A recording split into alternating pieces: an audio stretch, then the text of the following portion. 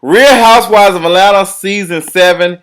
I went ahead. Normally, I don't do Real Housewives of Atlanta reviews from the couch or sitting down because it's just I feel like it'd be so energetic. I have to stand up or I have to sit up, sit up straight.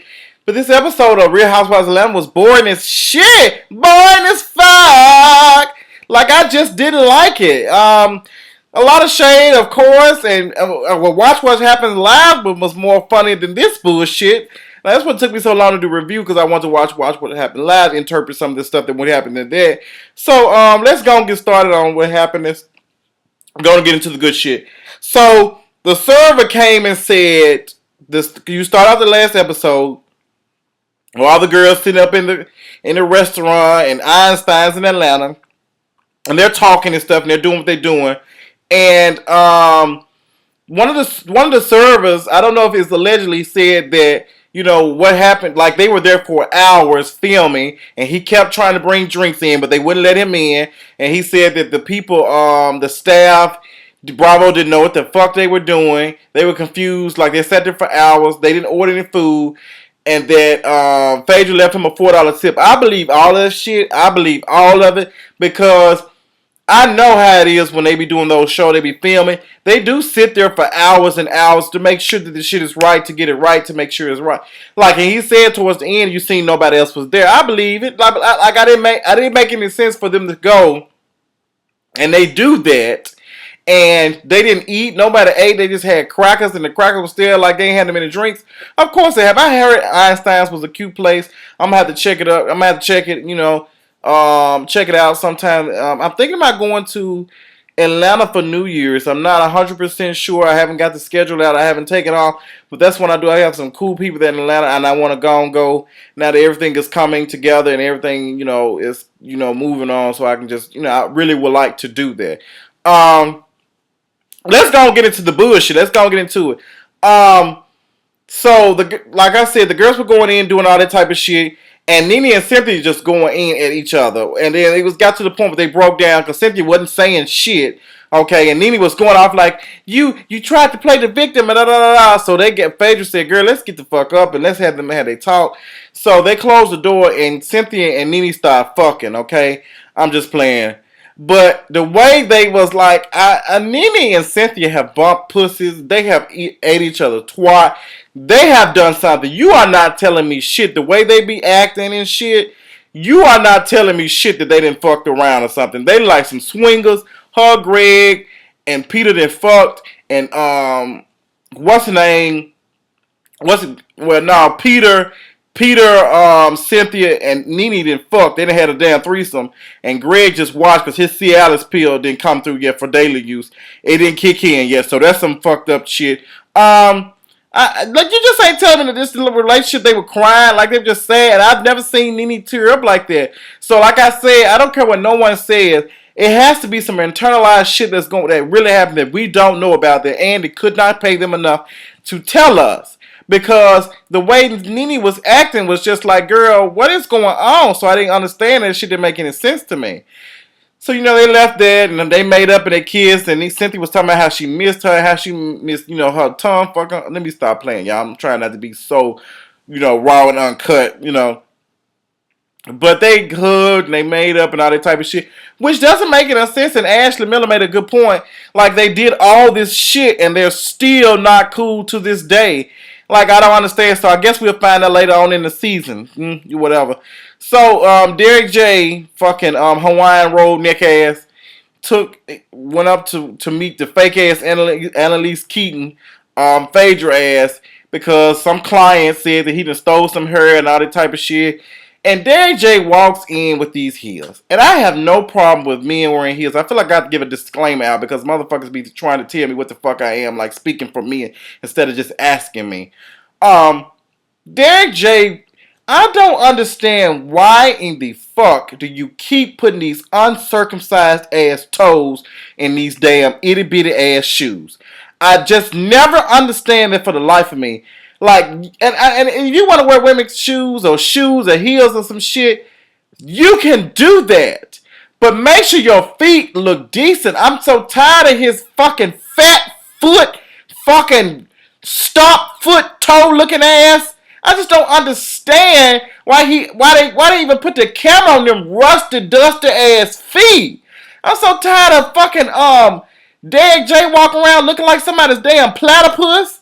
Walking around with these weird damn feet, these black ugly ass toes. I'm sick of looking at them. You know what? When I get irritated like this, you know what we got to do? We got to bow our heads. Let's bow our heads in the name for Derek J. Toad. Lord, I am asking you, come together.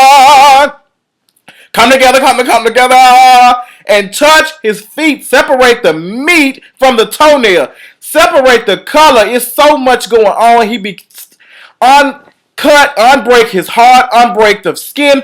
Do something about his toe. We're asking you to touch the platypus feet. Well, I'm not understanding how he keeps wearing these cute heels and he keep putting these sausage stuffed pepperoni meat lovers ass toes and some damn shoes. I'm asking you to touch his ankles because I know them heels about to give in. I know they got some type of titanium or some shit or Wolverine's claw in the back of them here. I just know they steel toe boots. I know something going on because there's no way that you putting them damn fucking unlimited sausage ass toes in them shoes. I'm not understanding, Derek J. Like, why do you feel the need to keep stuffing them damn steel toe boot feet? And I just don't understand. It's getting on my nerves. Oh my God, that's probably why that girl was suing his ass because he just stepped on her damn foot with them damn badass feet. Okay, so the girl suing Derek J for him stealing some weed. And what's nice said the her burglar child. I thought she was gonna say the hamburger. I would have screamed if she would have said this shit. So the hair burglar, you know, the girl talking about some, you know, and Paige was talking about some, we gonna come together, we gonna get this shit, we gonna do what we got to do. Child, this shit is a fool. I don't understand it. Like, but when Phaedra said faster than this, she said, you know, I'm gonna steal your hair faster than this. I couldn't help but to think Phaedra has watched my videos or watched one of them. Because, and I know that it's coming from the woman faster than this. I just feel like that she has watched my video and I don't know if she did. Who gives a damn if she didn't? It just did a little something for me. It just did something. So we get to Phaedra, to Greg as he coughing and shit. The cough was so damn fake. That was, I know an old man's cough when I hear it, and that was not Greg's cough. Okay, and Nene trying to nurse him back and get all this shit together. Girl, Greg need to be somewhere taking some damn amlodipine, okay? I know his blood pressure high as a motherfucker. I know his cholesterol high. He needs more than that. He needs some more tea. He needs some peas, and he needs some greens with no salt and no ham hocks in it, okay? And then Nene tell me something. I don't like that. I ain't no nurse. Girl, clearly you ain't with that nurse bed-ass wig on your goddamn head. Nene Leakes. I don't know what to say, but this shit was boring as hell, so... Nene is telling Greg about the whole ordeal with them meeting up with Cynthia and how everything went. And Greg's like, okay, that's good, that's what's up. But then we get to Peter talking to Cynthia, and he's reprogramming her ass because Cynthia's telling Peter, like, me and Nene talk, we cool, we doing all this kind of shit, we coming through, and I feel like that's my friend. And Peter look like, bitch, that's not what I programmed you to do like on iRobot. Like, bitch, I ain't programmed you to love a human. I ain't programmed you to do all that type of shit. Like, what's your problem? You ain't programmed to do that.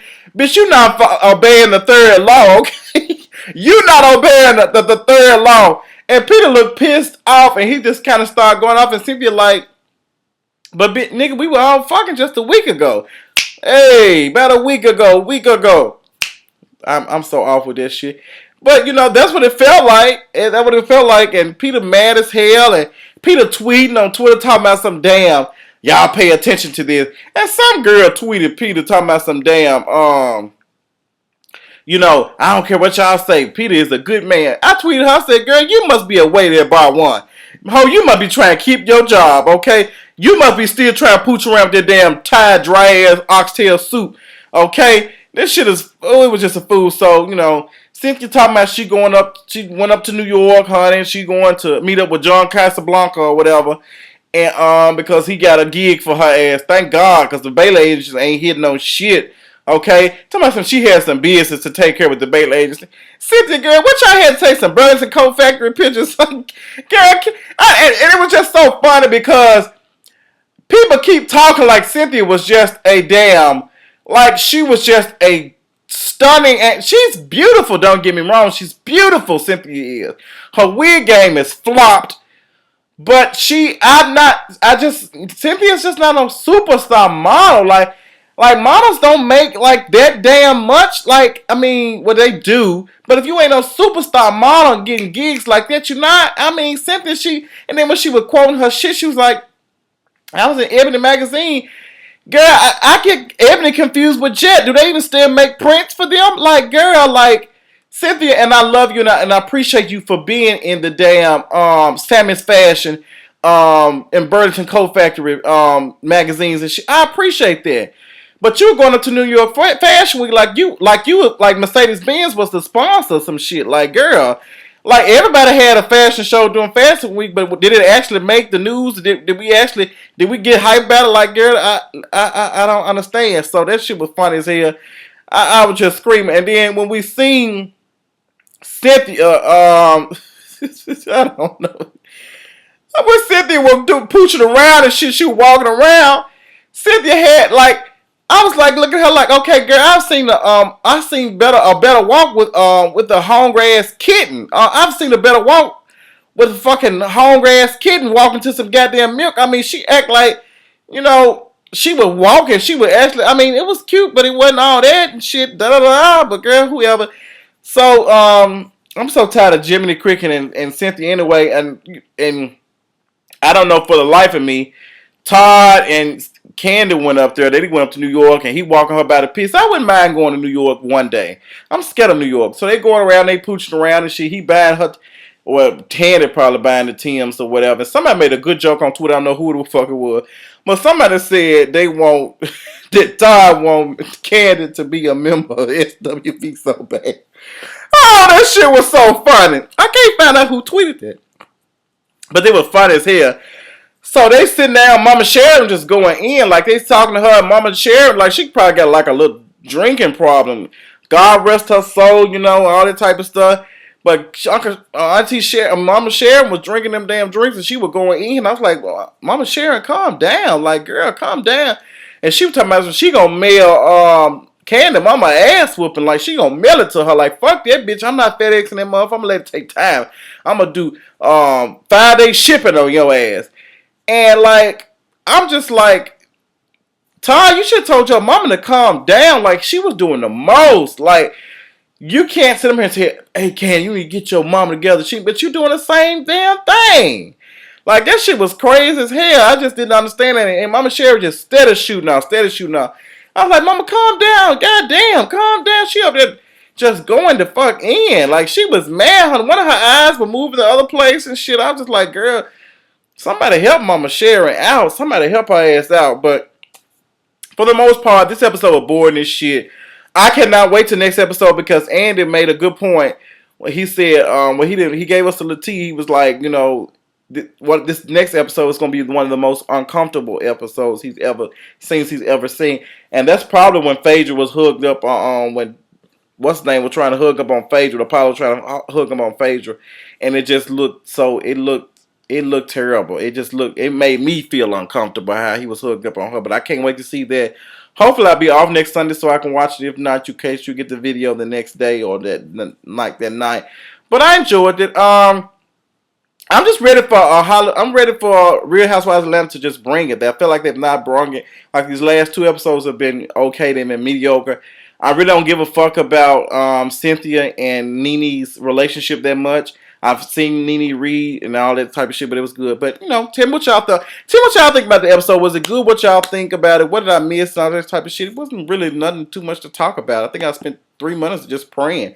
Appreciate y'all. Thank you all for so much for supporting me. Love you. Follow me on Justin J 1232 on all social media platforms. And I will talk to you all later. Deuces.